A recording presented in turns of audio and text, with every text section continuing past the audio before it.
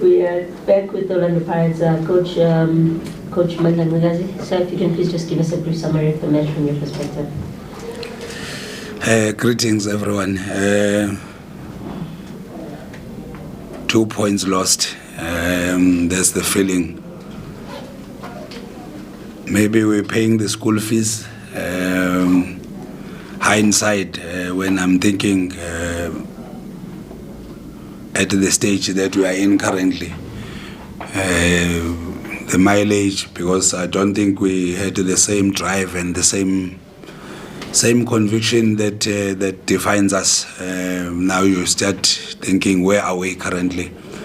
That's the feeling that I had after. But in a match, I thought we had enough opportunities. I can recall one situation of a 4 versus 1, but we just, that last pass, even in the first half, we were not as clinical as we normally are, and these are the consequences of not being clinical. It's the same discussion we had during halftime. One thing good about us is that in the last third we're very clear the decisions that are being taken. But if I were to be honest, I don't think we were the same team today. Hence we played a draw. We'll now open for questions from the floor.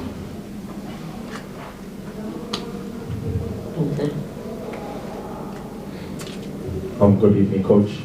Freedom journalist. Coach, just a quick update on Sipho China. I mean, of course, we saw, and then during halftime, he was subbed off. Like I said, you go back.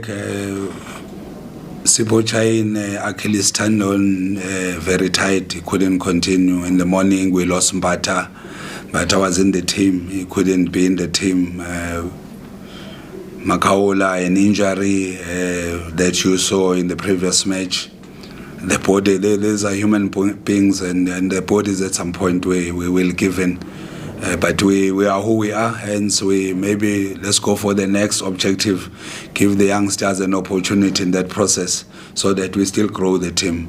But Sipho, I think it was the tight Achilles tendon, and we were medically advised that he cannot continue. Good evening, Coach. Unlike you on the result, I think you're quite correct in saying that maybe a lot of players are a bit tired, but do you also think that emotionally, do you think, are they through what has happened in regards to the coach? Do you think that psychologically they are past that? I wish I can assess the department, but I cannot avoid to think that direction. Like I said, with this result, your mind go through a lot of things. What could be, but you cannot have one specific answer that is the cause. That could be the case, but I can't be sure. The coach had a big impact in the club, but I thought they will use maybe this game as a way of celebrating his success and stay at the club. But how people respond to disappointment and such happenings is different, and unfortunately I don't have the capacity to measure that. But it could be a possibility. I'm looking at the transfer window, the previous one. You didn't sign anyone, but does this now say that the depth at Orlando Pirates could be questionable, looking at the number of young players that you have, where we all know that young players without much stronger senior players might not actually get you over the line? It's a good question, but I'm not sure whether I'm relevantly the right person who can respond. I think there's a lot of assessment that gets done at the end of the season. And I'm sure the wisdom that prevails in our club, if they see a need after the analysis of positions, contracts, and a lot of other things, they will make the right decisions. But currently, I think it will be jumping the gun if I were to respond and saying this one is right, this one they have to sign or not sign. There's a lot of reports to be submitted, and after that analysis and assessment, I think the relevant decisions will be taken. Coach, you're Coach News from Africa.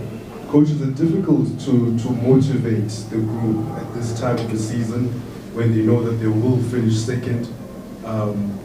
But also on the flip side, coach, how do you get them to switch on? Because now they're playing against two teams that are very high with Super Sport United who are trying to avoid position 15 Amazon, who are trying to get themselves to cement the top 8 position.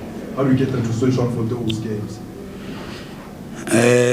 Like I indicated earlier, if I were to tabulate maybe a number of factors that could be the possibility that puts us in the stage that we are in, there are many. And what you are mentioning could be one possibility. But we're professionals, and we are paid to train.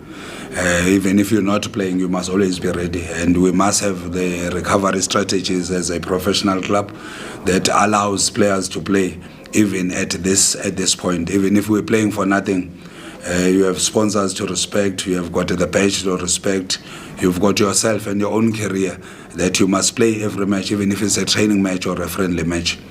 But it's just speculations that I'm giving. It's not a certainty that this is the reason. Do you have any further questions for the coach? Final question. Coach, just as a final one, Coach, how difficult is it to be in an interim coaching position for these couple of games? Do you have time to implement the way that you want to play? Does your way of football mirror what Coach Jose Riviera was doing?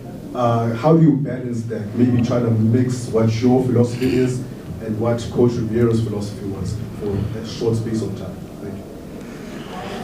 I worked with the coach, I think it's 3 years. He found me here, and I almost understand how he wants the methodology. But again, I think it won't be wise to me to, the coach just left last week. You try and reinvent the wheel, you try and cross the stream, change horses. I thought the wisdom was continue the processes. We're not similar, we're two different people, but I understand the processes of the club. Working for a club like ours, it helps at some point because it's a process that comes in front more than the individual. So one is just trying to fit into the process and understand the objectives that were laid out before, and you try and align yourself to that. Thank you, Coach.